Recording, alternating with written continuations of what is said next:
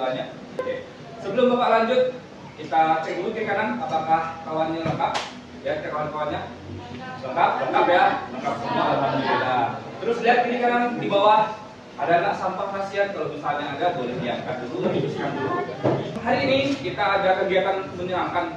Jadi sebelum Bapak mulai, Bapak mau nanya dulu nih, minggu kemarin kita belajar apa sih? Masih ada ingat nggak? Gimana? Baru ada nilai sosial. Ada yang masih ingat apa itu nilai, apa itu norma? Boleh, Aneta, boleh gimana?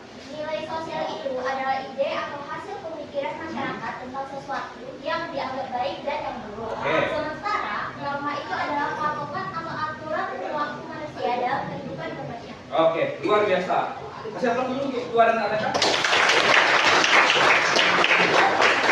Ingat berarti materinya. Jadi intinya nilai itu adalah tentang hal atau pandangan atau konsepsi masyarakat yang dianggap baik ataupun buruk.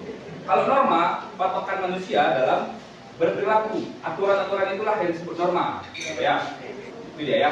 Semoga materinya masih ingat, gitu ya.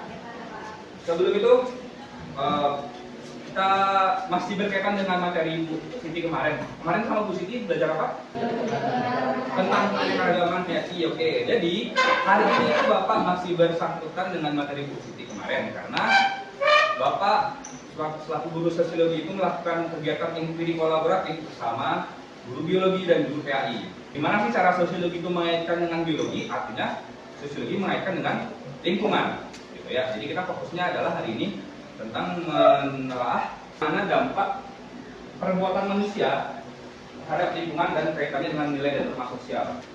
Tujuan pembelajarannya kita tuh bisa menganalisis dampak perbuatan manusia terhadap kelestarian lingkungan dan keterkaitannya dengan nilai dan norma sosial melalui observasi di lingkungan sekolah dan wawancara. Jadi ada dua aktivitas hari ini, ada observasi dan juga wawancara dengan warga sekolah atau masyarakat sekitar. Kemudian menyajikan hasil analisis dalam bentuk produk kampanye sosial yang komunikatif, kreatif, dan juga relevan dengan temuan lapangan. Kita ini menggunakan model pembelajarannya itu disebut dengan PJBL, Project Based Learning, di mana kalian itu diminta untuk membuat sebuah produk akhir gitu kan, melalui hasil temuan kalian di proses awalnya nanti. Sebelum Bapak mulai, coba kalian gambar depan dulu ya. Gambar pertama ini gambar apa? Bisa makanan. Baik nggak kira-kira menurut saya? Karena apa? Bau boleh, apa lagi?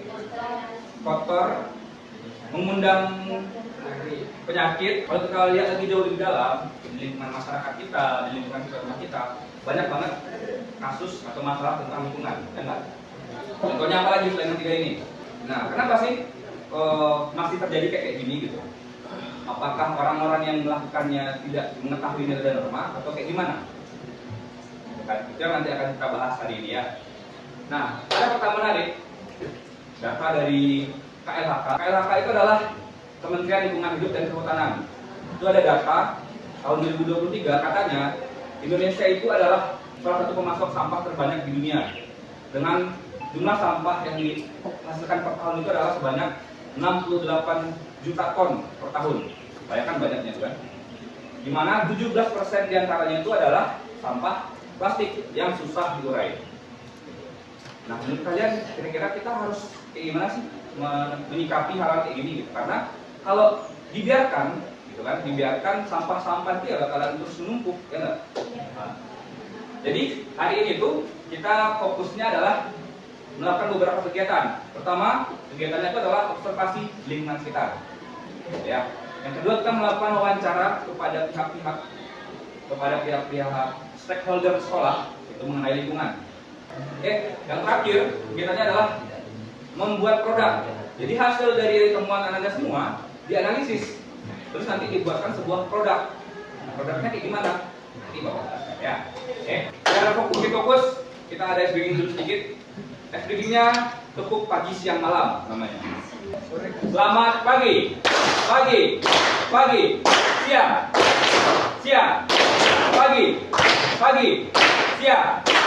siang, malam. Dan sebelum kita lanjutkan, kita nonton video dulu kali ya, agak seru ya. Ada video, nanti Bapak bakalan bertanya Silakan apa Anda? Ya. Dalam kehidupan sehari-hari kita perlu memelihara, menyayangi, dan menjaga lingkungan tempat kita hidup. Apa aja yang didapatkan dari video tadi? Satu, tidak mengolah sampah dengan baik. Nah, tidak mengolah sampah dengan baik. Jadi ketika sampah itu diproduksi atau terus-terusan banyak tapi nggak diolah dengan baik, akhirnya apa? Menumpuk. Dan ya, apalagi yang didapatkan dari video? Pencemaran udara juga, itu kan tentang pabrik-pabrik kan di sini di Riau ini kan banyak pabrik-pabrik kan. Kita tuh sebagai siswa bisa ngapain sih untuk menanggulangi masalah ini? Ada yang bisa berpendapat dulu? Mengurangi penggunaan plastik. Oke. Mengurangi kegiatan yang mengurangi lingkungan. Oke. Sebelumnya ini sudah duduk kelompok ya, hasil dari kelompok diskusi kemarin, hasil dari pemetaan sudah ini. Jadi aktivitasnya itu adalah Anda semua mengerjakan LKPD. LKPD ini Bapak bikin dan harus Anda isi semuanya. Lalu di sini ada petunjuk pekerjaan. Apa aja sih yang harus dikerjakan di dalamnya? Di sini ada panduannya. Dari yang awalnya bagi-bagi tugas, siapa yang bertugas sebagai pewawancara, siapa yang bertugas sebagai juru tulis. Terus ada etika dalam wawancaranya, gitu ya. Jadi kalau mau wawancara orang tuh nggak bisa langsung Pak saya mau wawancara Pak, nggak bisa. Kita tuh harus pakai etika, izin dulu, kenalkan diri kalian dulu, gitu ya. Jadi setelah kembali ke sini lagi, kita bikin produknya langsung. Jadi rencananya Bapak, project Best Learning ini selesai dalam satu pertemuan saja, karena yang wawancara itu cukup dekat. Produknya itu berupa poster, ada infografis, ada mind mapping, ada video juga, gitu kan. Nanti silahkan dikreasikan siapa yang mau bikin mind mapping, siapa yang mau bikin video, siapa yang mau bikin infografis, gitu ya. Oke, silahkan dibaca-baca dulu. Kalau misalnya udah siap, langsung gerak ya.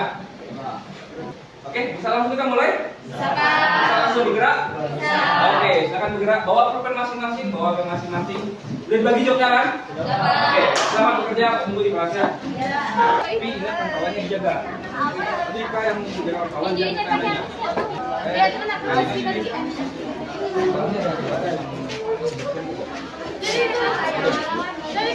Nilai atau aturan apa yang membuat orang peduli menjaga lingkungan? Ya, sebenarnya nilai itu sudah ada sejak lama untuk peraturan sekolah kita ya. Contohnya kalau ada yang kedapatan masalah sembarangan kita sih sebenarnya ada sanksi poin. Belum kompak yang menguruskan kelasnya. Misalkan dikasih reward ya dalam satu minggu atau dalam beberapa minggu kelas mana yang terisi mungkin kita kasih apresiasi. Setelah itu silakan kerjakan proyeknya. Pak, ya. Mana? Yang di sini siapa proyeknya? Fotografi. Siapa yang mau desain? Alisna. Oke, Alisna berdesain. Berarti yang lainnya merumuskan data-datanya lah ya. Oke. Untuk menambah pendalaman materinya, itu di LKPD-nya kan di belakang ada bahan ajar tuh, ya kan? Boleh berikan referensi, ya. Oke Pak. Nah, yang terakhir itu Pak, jawabannya itu dijawab secara singkat.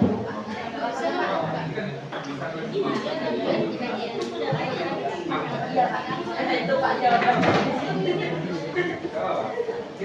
Habis itu kalian tanya apa?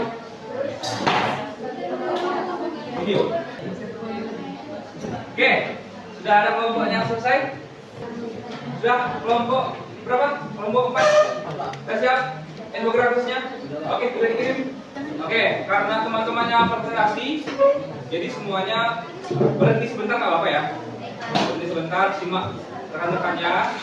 Nanti ketika ada momentum untuk bertanya, silakan bertanya, ajukan pertanyaan atau mau mengapresiasi pun boleh. Misalnya mau mengapresiasi gambarnya, kurangnya di mana, lebihnya di mana, boleh, gitu ya. Oke, bisa semuanya? Sudah siap kelompok 5? Ya, silakan kelompok 5 dimulai. Teman-teman, sampah adalah salah satu masalah hidup yang tidak pernah lepas dari kehidupan kita sehari-hari. Setiap rumah pasti menghasilkan sampah, baik sampah organik seperti sisa makanan maupun sampah anorganik seperti plastik. Hasil temuan kami akan dibacakan oleh teman saya Bunda Harapati. Baik, untuk hasil temuan kami yang pertama adalah bahwa warga sekitar masih membakar sampah di lingkungan rumah mereka. Jika ada yang ingin bertanya, waktu dan tempat kami persilakan. Oke, silakan ada yang mau bertanya? Oh, luar biasa, langsung kelompok berapa? 3. Kelompok 3. Silakan dulu yang bertanya. Perkenalan dulu siapa namanya, di kelompok berapa. Baru bicara ya. Silakan. Silakan nama saya disebutkan. Aduh ya, ada yang mau bertanya lagi mungkin? Boleh, silakan. Dino boleh duduk lagi.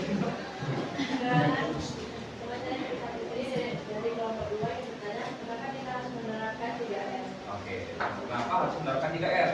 Serta kebakaran hutan dan sumber domestik seperti pembakaran sampah. Kalau ada yang mau ditambahkan? Ada yang apa yang mau menambahkan? Kira-kira di kota itu kok banyak sih polusi, ada apa sih? Recycle adalah mendaur ulang barang-barang yang bisa digunakan atau membuat karya-karya yang bisa kita gunakan untuk kedepannya. Dari reduce ya kan, terus reuse, lalu recycle. Ingatlah slogan kita, Udara bersih, hak kita semua. Kita dulu.